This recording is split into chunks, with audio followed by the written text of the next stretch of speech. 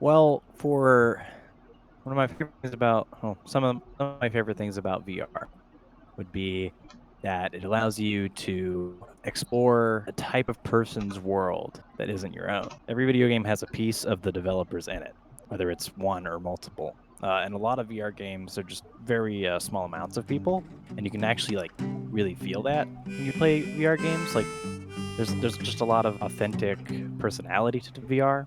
I've got the news in my pocket, a shine in my smile.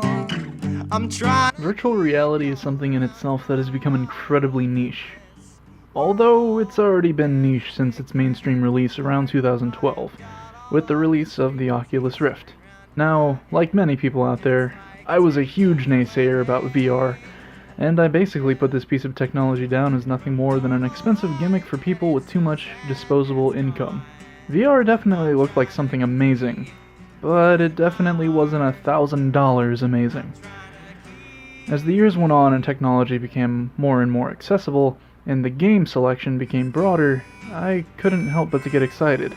However, coming from a low-income household, it was clear to me that VR was nothing more than a distant pipe dream. When the thought gained my attention, it would quickly be met with a, yeah, that would be cool, but I have not sufficiently secured the bag yet. However, after many years of burying this thought so far into my subconscious that it would be mixed with childhood trauma, I finally had my first opportunity to step into virtual reality with the HTC Vive, as my friend Clay had gotten one for Christmas that year, and had a sufficient setup to run the software.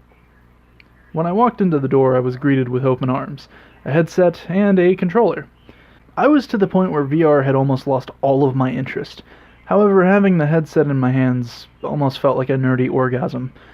I figured that I may as well try it out, as even if I disliked it, what's the harm? There's a good chance it was going to suck massive cock anyways, so it's better that my friend's parents had dropped almost $1,000 on this thing rather than me. Standing in the Steam VR menu was admittedly jarring, but in a good way, and it already was beginning to impress me. However, when the game started, I nearly shit my pants. I was immediately engrossed in this world of white with red mannequins trying to assassinate me. The game he had put on for me was Superhot VR, a VR port of Superhot, with the gimmick of time only moves when you move. I had played the regular PC port of this game before, but playing it in VR was an entirely different experience. And after feeling like the most badass James Bond secret agent looking ass, we switched over to Gorn, and let me tell ya, this shit was one of the most cathartic experiences in my entire life.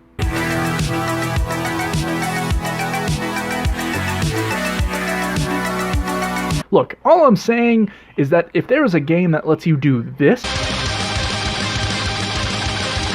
then it is automatically a fan-fucking-tastic game. After an hour or so, we put down the headset and did friendly friend things, but when I went home, I immediately searched up every bit of content on virtual reality on YouTube that I could find. I was addicted, and the only way to stave off withdrawals was through free content on the internet, on a video hosting platform that shoots itself in the foot year after year. When on my search to suppress the thoughts of breaking into my neighbor's house to steal a TV and other valuables to sell in order to purchase a VR headset, I came across Surmore. Most of Surmore's videos revolve around VR and VR chat, and a certain subset of these videos focus on extremely personal and oftentimes heartbreaking stories about the people within the community. However, Surmore gets so close to these strangers and manages to get them to spill their most personal problems to him so quickly, and it's honestly incredibly entertaining to hear such heartfelt and honest stories about VR chat players' pasts and other concepts. We'll come back to Surmore in a bit, but first I have to talk about VR chat as a whole.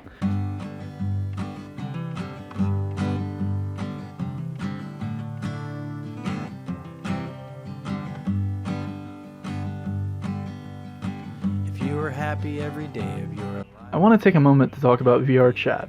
Pursuing, in pursuit. Bring that ass over here, boy. So, if it wasn't already clear, I now own my own HTC Vive, which I got in the summer of 2018, after months of saving and painstaking waiting. I played all the greatest games, which if you haven't already should check them out. Gorn, Superhot VR, Drunken Bar Fight, Pavlov VR, The Walking Dead, Saints and Sinners, and of course Half-Life Alyx, which just came out a month ago. It's just a gay old time. So I had never really had interest in VR chat until recently. Obviously, this whole coronavirus bullshit has swept the entire world, leading to an inevitable shutdown full of finger-pointing and boredom. Due to this unfortunate event, I wasn't able to leave my house, and I figured I would have to find something else to fill my time. More unfortunate for me is that I am an extremely social person. I love my friends to death, so not being able to see them except over a Zoom call really fucked with me. The alternative to real socialization was virtual socialization. I decided to say, fuck it. VR chat is free, and the community seems extremely welcoming. I took to VR chat, and as a handicapped Spider-Man, made some friends almost immediately. I even went to the Black Cat and performed a couple of my songs to these newfound friends, which includes classics such as Whoops, I'm Gay. This was absolutely a great time, and I had a blast while playing. And this is when I realized how open people really are about their lives when they're anonymous. But imagine my surprise when I saw that her dick was bigger than mine.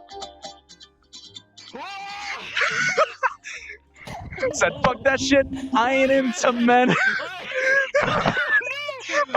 This is Chris.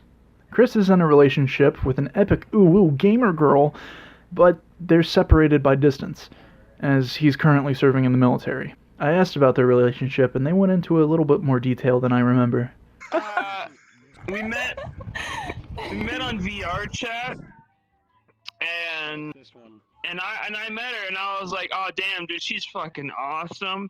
And I started trying to hang out with her more. I kept like pestering her on like Discord, like kept like being like, oh, let's like hang out and do stuff. And like, it was my attempt to try to get her to be closer to me. And I tried to like maintain boundaries, you know, because there was a lot of going on. I tried to like be decent about it, but then I fell for her, and I was like, all right, well then that's the end of it at that point. And I was like, all right, I'm making my life goal to get with this girl, because she's like at the time as well. Oh, she Lord. had a boyfriend at the time when I met her, and it was like, and I fell in love with her while she was with us, so it was like really awkward for a little bit. But that didn't work out, and then we started talking, and she's awesome, and I fell in deep love with her, and I'm gonna keep her for the rest of my life. Is my plan. It was clear that this was a community I wanted to be a part of. I've only played about 3 separate days of VR chat, and am now part of 2 Discord servers, one of which is run by the same Chris from before. Stories like this are why I had an interest in VR chat in the first place, which brings me back to Sirmore. There's one specific video on Sirmore's channel that really got to me, and if you've read the title, you already know what I'm talking about. Jane Reynolds, aka Virtual Bird, first appeared in Sirmore's video in November of 2018, a little after I was exposed to virtual reality. When I had found the video, I had already started going through my own trauma with an abusive partner at the time. Hearing Jane talk about her struggles with abusive family, early life, being homeless, and just general trauma, coupled with a voice that sounded like the combination of Sean Bonet, of AJJ, and Isaac Brock of Modest Mouse, gave me something to relate to. It gave me hope. It gave me a reason to keep fighting. If someone like this can be beaten into the ground by life and be so incredibly chill, surely I can climb out of the hole that I dug for myself at this point. I had already known about bands like Harley Poe, a horror folk punk band, before, but hearing a new style of punk through the voice of Jane Reynolds solidified what I wanted out of music and out of life. So, when it comes to my own music, I think I like go to what everybody else likes, kind of like. I like Tiny Album EP, basically. Like I like that because a lot of people like that.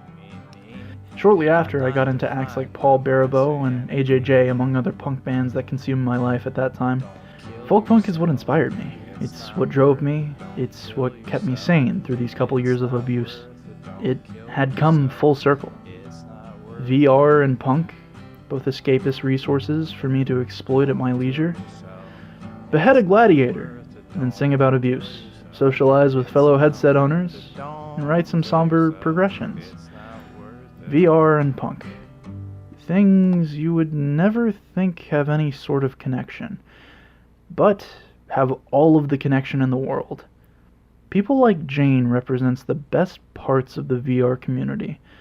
She doesn't even know who I am, but offered to play video games with me after the interview. You don't get that from any other public figure or community without any sort of malice or hidden motive. There's a genuine feeling within not just Jane, but her music and the community that she has been made a part of. But if you would like to play my what small audience I have a song right now, that'd be neato. If not, that's completely alright. But if you would like to, the option is here. Sure.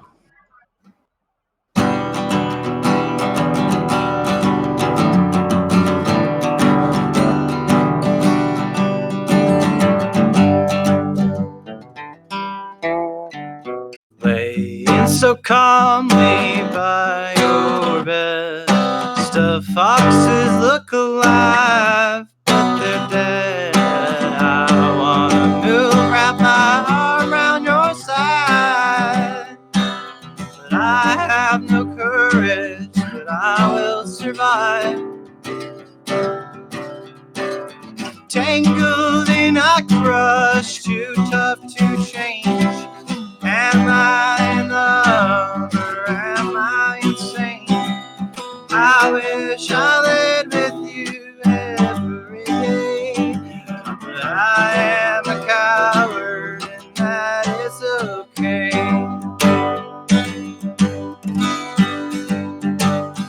I have no courage, but that is okay.